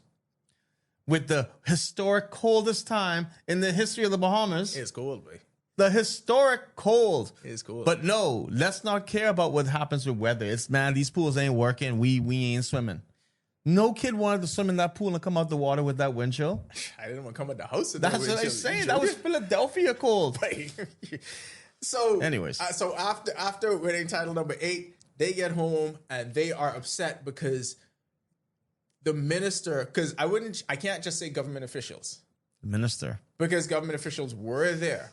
Mm-hmm. There were officers Yes. from the Ministry of Youth, Sports, and Culture that were there. So we got to be fair with that one. Mm-hmm. They were upset that they didn't receive the welcome from the minister that they expected, among several issues. This ain't the only issue, but this is the one that became the tipping point, right? So fast forward the next day, we got to be fair, just like it happened with the track and field team. When the track and field team came back a day or two before, they had that welcome that was led predominantly by parents. They did have the Junkanoo rush out then, right? I don't know, but they had a Junkanoo group travel with the team. Fair enough. But that Junkanoo group was a travel with us. But I guarantee a part of the deal of them traveling is to do that. And then the next day they had the reception at the Ministry of Youth, Sports, and Culture for the track team, which the track and field team attended. We saw Egan gave the address on behalf of the athletes and all of that stuff. Anyway, so I assume that the ministry goes, all right, we can run the same rhythm for the swimming team. I was running the same. They have the 8 o'clock. I leave my house. They have the thing. Something brief at the airport, and then the next day we have their welcome reception at the ministry's office. Well, it ain't turn out like that because only 2 swimmers came to the welcome reception at the ministry, Which is, first of all, wild. And then the bars started flying back and forth. Yeah, which is what. And I'll say this, right? Me personally, I'm always a fan of the government, right? No. And I feel... How many times have we been talking about the Ministry of Sports here on this program? But it's not just that. It's like, honestly, I can care less about some of these airport runs and this and that. But... I agree. I think they whack. Yeah. But if I am invited from a government official to recognize me, I will not say no to that because to me, that is probably one of the most disrespectful things that you can do. I just want to ask him who could pay for the plane next. If you beef with No, if you beef with a government now anything that comes up, you cause that problem on yourself. But I'm just saying in general, just like I agree everyone's political stance is different. Yeah. This whole thing of when these people get invited to the White House after winning championships, and I'm not going and it's just like, you know what? That's your problem. But if people want to go, don't take that away from them, right? This is always supposed to be a celebration for the kids, not the adults, not the politicians. This should be a celebration for the kids. And we need to make sure that we keep in mind these are kids who are representing the national team, and all of them deserve to be honored. And like I said, if you're invited by government officials for a reception to be honored, sometimes the sandwich is slap. You should do everything in your power to go. Because I remember when we hosted Carifta here, if I'm not mistaken, did the swim team come in that night and celebrate with them? Or was it? No, it was the next day. They came from the airport straight to the Thomas A. Robinson Stadium to have that whole address and everything with the two teams combined, right? I feel like that's a better play to always have the two teams combined, because they should have just you combine both teams. Like, you have your pep rally with both teams, your photo ops with both teams. When they come back, you celebrate both teams. When we did that last time, I thought that would be the way they were always going to do it moving forward. And I thought so too. I also think, free PR tip for you guys in the ministry: just do it like that all the time. Do it like to that all avoid the this. time. Just do it like that all the time. Make whoever track is always going to be here first because their event is shorter. Mm-hmm. They just got to wait a day or two. That's and I it. think that's cool. I think it's fine too. Just do the whole thing one time, because when you don't, you lend yourself to this sort of cluster, you know what. So anyway, then the bars started flying back and forth because obviously, the ministry could feel some kind of way. The minister is going to feel some kind of way because you've been hearing what's been said, what's been put out there on several media outlets, and they use this. Well, Minister Bowleg used this as an opportunity to clap back at those claims. And this is what happens when you get This a is microphone like 90 in front hip of hop beef. That's what it is. How we even is got to it- go that far. how This is was the Drake and 90s? Kendrick. Yeah. That's pretty much what it was. Now, So- if someone came up with a diss track, they would have won. Ooh. That's what I'm saying. Mm. Could we throw like the interviews in ChatGPT and tell ChatGPT? I was about to say, we actually could AI this. We could just get both of their interviewers, better beat under it, and then we could just throw it out there and be like, who wins? Oleg versus Cargill diss track. Done. Just drop it. And I understand all of the concerns from the swimming community, and I ain't even gonna say they wrong with a lot of the stuff that they saying. I just think when you do, where they lost me in terms of this argument was, well, we didn't show up because the kids were tired and that kind of thing. So the two kids that were there, they wasn't tired. Let me tell you something about being a parent of a 16-year-old. That stopped everyone from going to work the next day? It don't matter how tired he is. If I say we got to show up somewhere, we showing up there to do it. That's what it is. There have been times when they've come back from baseball trips and I say, hey, we got the gym the next day. You know where he had to be? In the gym the next day. When they came back from the DR and they had that tournament where they beat Panama and a couple other countries, and they sent the WBSC ranking up, and the ministry had the celebration for them, I didn't care how tired any of them were. They were going to be to that. You got to look. And I keep saying, when you get invited by government, it isn't a small little thing that's happening. Like, I don't know the logistics behind all the stuff, but to make something like that happen, yes, they got to give up. And we know it's silly season right now. Yeah, of course. It's silly season, but they still have to give up their time to go do this. And this is what I'm saying, right? If your real reason is you are boycotting because of all of these issues, then stand 10 toes on that And say that's what you're doing. And don't say, well, they was just tired, so we didn't show up. To me, that's where it lost me. Built-in cop-outs. That's what I'm saying. it's apparently a swimming thing. If you are going to not go to it and boycott the event, guess what? Tell them we are not happy. We are not going to the event. And you know what? That I don't have a problem with. I don't have a problem with it either. But just be upfront, because you already know that if they're having a welcome reception, they're spending all this money on food, and that's my tax dollars that y'all just wasted. And we get it. We know the welcome receptions are late. If I know food was there, I would have been there. We ain't even complaining about that part. I understand why people don't like it. We have to go and cover these things. We don't even like it. No. So I get it. But I'm just saying, when you put it out in the public as a reason why, I think they would have come off better if they just stood 10 toes down and say, hey, y'all ain't rocking with us, then we ain't rocking with y'all. Now, you could argue how smart that is, because I don't know, unless you have like extreme corporate backing, you would still need the, even if you do, you would still need the government at the end of the day, correct? Must be going Western Air next time. I don't know.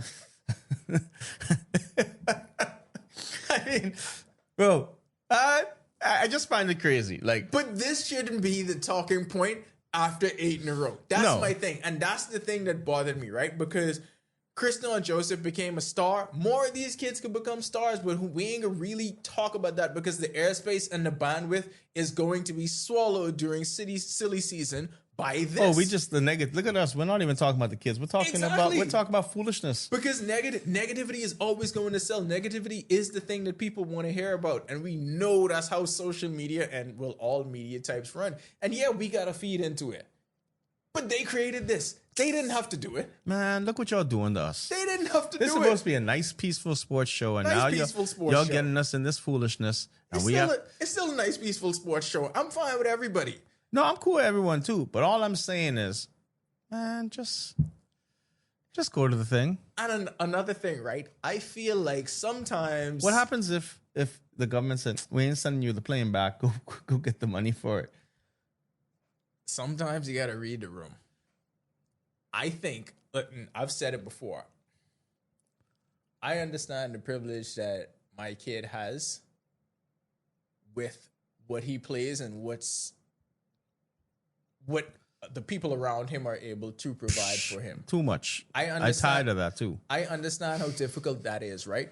So I would never sit there and talk about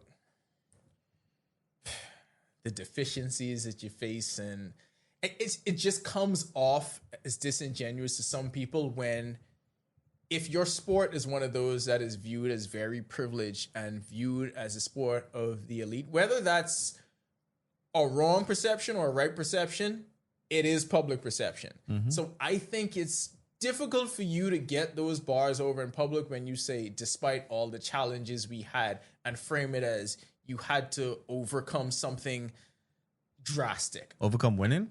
It's just gonna rub people the wrong way. Yeah. Again, not saying you're wrong, but strictly as a PR move, trying to win over a public where you feel like it's framed as one sport against the other, you are not going to win that battle using that kind of tactic. No. I just think you just can't run it that way. I agree. How long do you think they could be beefing? You think it could be done like at the end of this weekend? You think that's it? They're really gonna be beefing after swimming nationals. When that is? Ain't that in the summer? I don't know. I don't know either, but they're gonna have to principle themselves up for swimming nationals, and then after that, we can see more beef. Watch. they could beef ahead of that. Boy, if they beef ahead of that, I think NSA might shut down. Where else they can swim? Mockfit. Yeah, St. Andrew's pool, something. Yeah, they got a lot of different pools. Anyway, open water.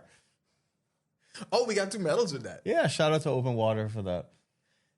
And let's not forget that's a part of the Carifta Games too. How does that work? Because I don't know. I'm still figuring out this medal count thing. Yeah, so let's not. You know what? That's too much dip on the chip. When we get back, we got to talk a lot of NBA playoffs, and we got to talk about that with Michelob Ultra. Basketball fans, this one's for you. Buy a 6-pack of Michelob Ultra at any Jimmy's Wines and Spirits location and enter for your chance to win an all-expense-paid trip to a live NBA game before the end of the 2026 season. 2 lucky winners and their guests are headed to a live NBA game, so grab your Michelob Ultra today and get in the game. Drawing takes place April 20th, so don't miss your shot. Michelob Ultra is the official beer sponsor of the NBA, distributed in the Bahamas by Jimmy's Wines and Spirits, who reminds you to drink in moderation. Basketball fans, this one's for you. Buy a 6-pack of Michelob Ultra at any Jimmy's Wines and Spirits location and enter for your chance to win an all-expense-paid trip to a live NBA game before the end of the 2026 season. 2 lucky winners and their guests are headed to a live NBA game, so grab your Michelob Ultra today and get in the game. Drawing takes place April 20th, so don't miss your shot. Michelob Ultra is the official beer sponsor of the NBA, distributed in the Bahamas by Jimmy's Wines and Spirits, who reminds you to drink in moderation. Welcome back to the Accredited, powered by 10th year seniors here on Guardian Radio 96.9. I'm Ronaldo, and I still don't know if Jonquil Jones is a free agent or how exactly any of this works. I'm John Mark, and pay Jonquil money. Yeah. Pay her money and then pay her someone else's money. Pay her as much money as she could get. Don't be like that one idiot that... Because sometimes I don't feel like you have to actually engage people in intelligent ways. Sometimes I feel like you could just call people idiots. Don't be like that one idiot that said that JJ should only make $40,000 a year. I think he said 30. Which is worse. Anyway, this segment, the Michelob Ultra Milestones, the grind of the NBA season, heavy. It's about to come to an end. Last games are Sunday night. The beer is light. Michelob Ultra brings you this segment, brought to you, of course, by their distributor here in the Bahamas, Jimmy's Wines and Spirit, and your beer of choice, Michelob Ultra. Basketball fans, this right here is your chance. You got to turn playoff season into the ultimate NBA experience. Once you purchase any six-pack of Michelob Ultra at your Jimmy's Wines and Spirits locations, you could win an all-expense-paid trip to a live NBA playoff game. You know live games is the best. Ask all them people who go to Miami to watch VJ. They could have watched it on TV, but they went to go see it live. You can watch them in Nassau too. Michelob is giving you flights, tickets, and the experience every fan dreams about. This promotion runs until April 20th. You still got time. Do not miss your shot. Grab your six-pack today. Get ready to experience the playoffs like never before. It's Michelob Ultra. It's only worth it if you enjoy it. Go ahead, John. You were chomping at the bit. You had things to say. It's not really things to say. All right. But this is a question that I have.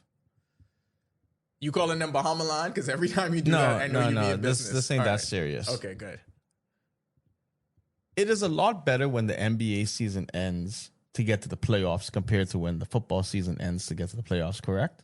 Absolutely, yeah. I feel that the NBA season is like the MLB season to me now. It just don't mean nothing. It's a slog. It's a long grind. Like, I wouldn't say it mean nothing. No, when I mean it don't mean nothing, I mean the first week is great. Then you got the trade deadline and those weeks. You know, you got your weeks built in. Like you could build your basketball watching schedule throughout the year. But you know what a part of that is, though? A part of that is because us as a society, we have become more attracted to the transaction than the actual game. So that's why people always get up for all of that other stuff. Which, like you say, trade deadline. They want to talk about the speculation, draft time. They want to project who could do what and go where. But when it comes down to the actual games, which you see on the floor, I feel like that take a backseat because social media is a big part of it because everyone want to play GM rather than fan. Mm-hmm. That's why it happens. So I think that's a part of the reason why the regular season feels the way it does. Just be fans. Just be fans that get to go and watch the game because you purchased a six-pack of Michelob Ultra. Just do that. Being a fan is fun, you know. It is the most fun. Listen, I saw how much fun them fans in the Karani James Stadium was having, and knowing we had to still go work, I wanted to be one of them. Boy, how great it is just being a fan. Yes. I mean, I know most of the media people know how great it is being a fan because that's all they do. Gun fingers. Boy. Did we finish our observations? I mean, this is the Michelob Ultra segment, but if you had more bars, we don't really have rules. I feel like Carifta media members need to be more professional. Just throw it out there. All right, just throw it out there. So, of course, we know that this NBA playoffs is going to have a Bahamian presence. We are guaranteed to see DeAndre Ayton and the Lakers. You are guaranteed. Well, you guaranteed VJ in the playoff game. You guaranteed to see VJ Edgecombe and the Philadelphia 76ers. You guaranteed to see the Atlanta Hawks. I cannot promise you that you guaranteed to see Buddy on the floor for the Atlanta Hawks because they use him as a human victory cigar. And I say this every week, I want the Hawks to lose immediately and suffer a slow, painful end to their season for what they do in the Buddy. But anyway, that's neither here nor there. All of those franchises will be in the playoffs. So when you win this sweepstakes, you have a chance to go see a Bahamian play live. And like we said, y'all see how they show up and show out in the Kaseya Center in Miami for VJ. Let's bring that same energy no matter where they are. Yeah, because it's our people. It's seeing as believing, right? That's what we were saying. That's the line. You see him there, you want now be best friend. All right, so the current playoff bracket as we look at things as it stands. So like we said, I want to start with the East since we got two guys in the East. Right, 1.5. Right now, you have Philly, and that loss to the Rockets on Thursday night did hurt. But right now, they are battling in the play-in, and that mix of play-in teams is Philly, Orlando, Charlotte, and Miami. There will be a lot to be decided on the final night of the regular season. And that's So, what like, the NBA wants. Tonight and Saturday night will tell you a lot about how things shape, because the East is so tightly congested. Teams can go as high as 5 or 6 and have that automatic spot. Philly is one of those teams. You could go as high as 5 or 6 or finish as low as 10. So it's a lot going on with VJ and the Sixers. But of course, like it's been happening since the beginning of time, once again, Joel Embiid is out. Appendicitis? Yeah. Like, what's going on? I don't know, way. And like like I could see if it was like knee it's inflammation. Something though. It's like this dude now got appendicitis. And even when it's something like It's that, such right? bad luck. That's what I'm saying. Like, because you can't even get mad at him and be like, there's nothing you could do to cause or prevent appendicitis. That's just some luck of the draw kind of stuff. But it's always something with him. It was the oblique for a lot of the season. Then it was the knee. And all of this happened when he just started to move like a person again, because we saw how he was moving in December. We didn't think he was making it through the season. Last offseason with the I didn't think he was making it to the parking lot, let alone the season. He had the eye thing over the summer in the Olympics. Like, it's literally every body part with Joel Embiid. And so you almost have to build that into your expectations of the 76ers and how far they can go. It's as if you have to look at them, and when you project what they can become, Joel Embiid's got to be a surprise and not the norm. Yeah. But even on top of that, Philly had some of the worst luck in this fourth quarter of the season, because you had PG missing 25 games for the substance abuse stuff. You had Tyrese Maxey had the hand injury. Embiid with the oblique. And for a while, it was just VJ out there trying to hold things together with Quentin Grimes. You know what's crazy? No one wants to play them. Because if they're healthy, they have the talent level to match Cleveland, Boston, New York. Yep. There's no other team that can say on a one-on-one comparison, if we are healthy, we have Joel Embiid, Tyrese Maxey, Paul George, VJ Edgecombe. That is a tough four to match up against. Boy, that's a tough four for real. But the problem is that prefix, if we are healthy, boy, that ain't been true at all. It's been quite the opposite. So Philly ends the season against Milwaukee, which should be a dub. Milwaukee has nothing to play for. They have no one to play. So Philly, after the Houston game, like I said, Thursday night was tough, but their last two games tonight against Indiana and then Milwaukee. So their highest possible finish, they could get up to 5. Like I said, they can get to 10. You obviously you don't want being the play-in. You do not want. No, you want that luxury of being able to sit home and watch and be like, yeah, that's cool, you know. You don't want the unpredictability of feeling like college basketball, where a 1-game sample size and technically the play-in is 2, but you just it could be 1. Yeah, it could be 1. You don't want that unpredictability, and of course we want to play extra game anyways. Play an extra game right now. Philly 43-37, and for our rookie of the year argument purposes, we need them. I need them to get this 5 or 6 seed and guarantee that spot in there, because you know how we feel. For years we used to say we just wanted Buddy to play winning basketball, meaningful basketball. VJ has a chance to do that right away, and I think that is a big deal. Let's go to the Atlanta Hawks. So Buddy ain't gonna play. So next, the Los Angeles Lakers. We still get the people might win and a chance to go to Atlanta, and they may get to see Buddy on the bench cleaning his shoes. I'll tell you this: if it's a win for Atlanta, we got to try to help them set up a dinner or something, because that might be the only way they see him, Buddy. Like they can see him. No, but I mean, like, they could talk to him and things. They can see him. They ain't gonna see him. They may not see him play. No, they can see him depending on where the seats are. They can see him. I hate that this has happened so much. Anyway, I hate it too. The Hawks right now have been as high as number 5. Their magic number, everyone's magic number left is 2. There's only 2 games left. Only 2 games left in the season. So that's important to note, Philly does have the tiebreaker over not Miami. Orlando. Yeah. They have the tiebreaker over Orlando, which could be important coming down to Sunday. But Atlanta has been probably the biggest surprise in the second half of the season in the Eastern Conference. Well, between them and Charlotte, but I feel like Atlanta probably is a bigger surprise. They hold the tiebreakers over Philly and Orlando, but they lose a head-to-head tiebreaker to Toronto and Charlotte. So for them to claim this 6th seed, they just need to win one more game. They need to win that one, but they got Cleveland next. Boy. Cleveland is at the top of the division. They have a lot to play for too. So saying you just need to win that one game, it's almost as if they need like a sharpshooter that could come off the bench and just catch fire at any point and could actually win a playoff game pretty much almost by himself, like in a must-win scenario. I wish they had someone like that. You mean someone who's proven to do it? If only they had someone that's had the record of doing it, way back in 2025. All the way back there. All the way. If they had that. The hero. Their lowest possible seed is number 9, so there's a chance that they could still be in the play-in. So Michelob Ultra, take that into account, because if you're sending our people to watch an Eastern Conference game, you might want to get out of the way, because both of them people probably will be in the play-in. Yeah.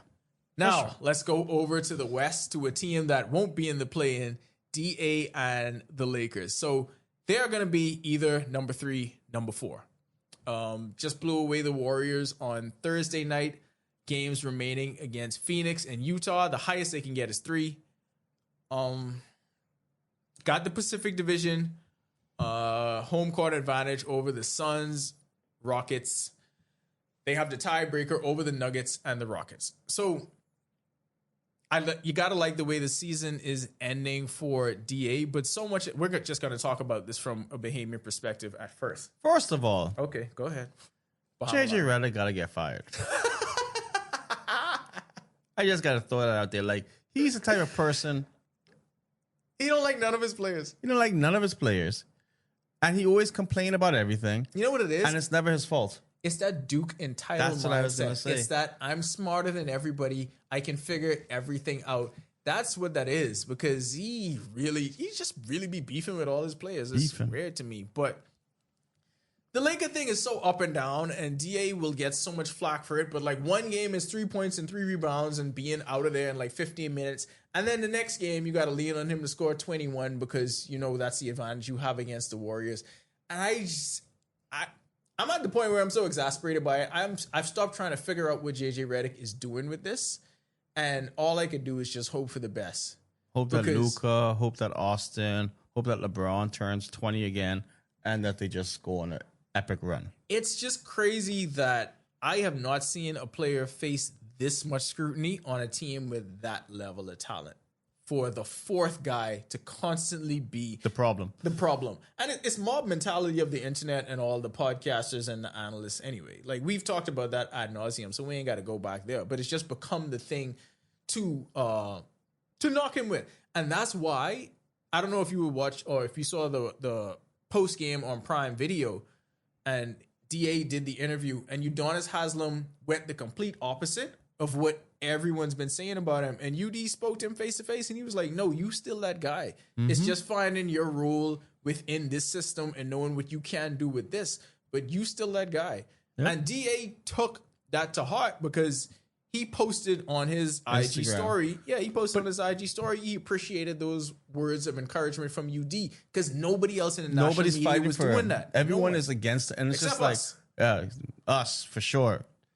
We should post a clip of us on your IG. Look, before the season started, you started it by saying DA is y'all favorite player and y'all don't know it yet. That's how you started the season. Just wait till they win championship. Boy. Then they got MVP DA. You still got the bandwagon forms, right? Yeah. All right. I still got them. But yeah, no. We keep telling people, these people are human. It's a normal thing. And for someone of UD's stature, who has been a guy what nobody cared about, to having a significant role, to then just being that veteran. He's been all of it. Yeah. He's been the whole spec. And it's just like, for someone to stand up for you like that on national TV, that's big. In front of Taylor Rooks. Yeah. Don't just say anything in front of Taylor Rooks. You got to say stuff that means something. But it's just like, people just got to, right now, realistically, your option 4. What are you expecting? Who's option 4 for the Heat? Who's option 1 for the Heat? Who's option 4 for the OKC Thunder? Hold on, give me a second. Option 4 for the OKC Thunder would have to be Dort or Caruso. No one knows. No one. Who's the number 4 option for the Knicks? The Celtics. OJ Anunoby. I could keep going down the list and no one's going to know. So it's a ridiculous thing to be like, Nikola Vucevic. let's put Celtics. all this pressure on this player for no reason. No. Or let's fault him. He's the reason that they lose. Yeah, he's the reason. It's crazy. Like, nobody's going to do that with Vucevic with the Celtics. Nobody's going to say Anunoby is the reason with the Knicks. Boy. Like, it don't make sense. Make it make sense. But I hope you get a chance to see any one of those guys. So we still have a whole lot of playoffs. I mean, we're just getting started. So Michelob also just getting started. You got until April 20th to have your chance to win this. The promotion's going, and we're going to be in the thick of the playoffs. We are going to bring you much more playoff talk. Basketball fans, this one's for you. Buy a 6-pack of Michelob Ultra at any Jimmy's Wines and Spirits location and enter for your chance to win an all-expense-paid trip to a live NBA game before the end of the 2026 season. 2 lucky winners and their guests are headed to a live NBA game, so grab your Michelob Ultra today and get in the game. Drawing takes place April 20th, so don't miss your shot. Michelob Ultra is the official beer sponsor of the NBA, distributed in the Bahamas by Jimmy's Wines and Spirits, who reminds you to drink in moderation. Basketball fans, this one's for you. Buy a 6-pack of Michelob Ultra at any Jimmy's Wines and Spirits location and enter for your chance to win an all-expense-paid trip to a live NBA game before the end of the 2026 season. 2 lucky winners and their guests are headed to a live NBA game, so grab your Michelob Ultra today and get in the game. Drawing takes place April 20th, so don't miss your shot. Michelob Ultra is the official beer sponsor of the NBA, distributed in the Bahamas by Jimmy's Wines and Spirits, who reminds you to drink in moderation. This just had to be a week that was dominated by Carifta. You got any more Carifta thoughts before we bail out of here? Put some respect on Aiden's name. He didn't do Carifta. Yeah. What if they had Carifta basketball? That's what I mean, they keep saying that, but then who could play us Jamaica? Yeah. Us Jamaica. That ain't our responsibility. Y'all find y'all team. Who paying for it? And get We chartering flight for that? The man himself, I'm glad you brought this up because this could end us full circle. The man himself, Austin Seeley, said he don't think it should just be track and field and swimming. Austin Seeley said the vision for Carifta was to have a multi-sport field like the Olympics. So how about we make that happen? Then, hey guys, another pro tip. Then you ain't got to worry about this team versus team kind of dynamic that we've had. You just It'd be team versus team versus team. No, you just celebrate the whole Carifta team. Boy, we'd win Carifta baseball. It's so easy. Curacao. Ain't no. Yeah, that ended quick. No, Aruba. But we can beat them though. No, I understand we could beat them, but boy, your confidence level. No, I had to think about it for a second. 2 seconds. I had to think about it for a second. We meddling. We meddling. We meddling for sure. That'll do it for this episode of the Accredited Basketball Winning Goal. That'll do it for this episode of the Accredited. Next week when we get back, we have to be playoff heavy because then we know where everyone's headed. Celebrate all the teams and pay the teachers. And us.